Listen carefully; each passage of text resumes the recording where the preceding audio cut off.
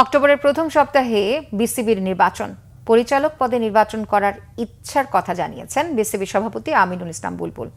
মঙ্গলবার সিলেট জেলা স্টেডিয়াম পরিদর্শনে গিয়ে সেখানকার অবকাঠামো ও সুযোগ সুবিধা পর্যবেক্ষণ করেন তিনি।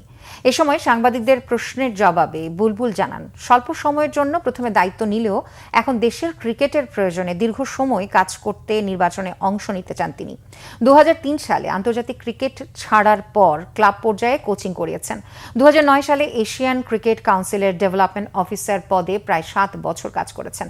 এরপর আইসিসি ডেভেলপমেন্ট অফিসার পদে এশিয়ান জোনের বিভিন্ন দেশের ক্রিকেট উন্নয়নে 2016 সাল থেকে দায়িত্ব পালন করেছেন। ক্রিকেট অস্ট্রেলিয়া ও ক্রিকেট ভিক্টোরিয়ান অধীনে 1, 2 ও 3 এই 3 লেভেলই কোচিং কোর্স সম্পন্ন করেছেন।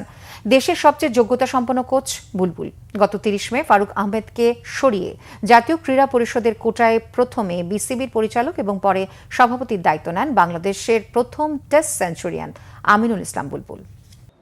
অক্টোবরের প্রথম সপ্তাহে আমরা ইনশাআল্লাহ ইলেকশন করব এবং প্রপার ইলেকশনই করব। এখানে সভাপতি ইলেকশন হয় না, এখানে ডিরেক্টর ইলেকশন হয়, সেটা প্রথম লক্ষ্য এবং সেখানে থাকার চেষ্টা করব।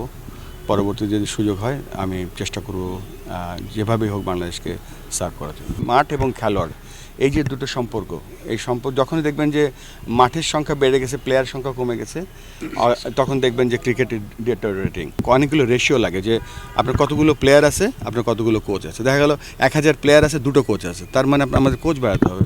প্লেয়ার অনেক আছে, ফ্যাসিলিটি কম আছে। রেশিওগুলো যখন আমরা যত কাছাকাছি আনতে পারবো, ইভেন্ট করতে পারবো, তখন হয়তো আমরা প্লেয়ারদের থেকে পারফরমেন্সও আশা করতে পারবো। এখন যা পারফরমেন্স পাচ্ছি, আমার কাছে মনে হয় যা ফ্যাসিলিটি দিচ্ছি, যে পারফরমেন্স পাচ্ছি, দিস ইজ বোনাস।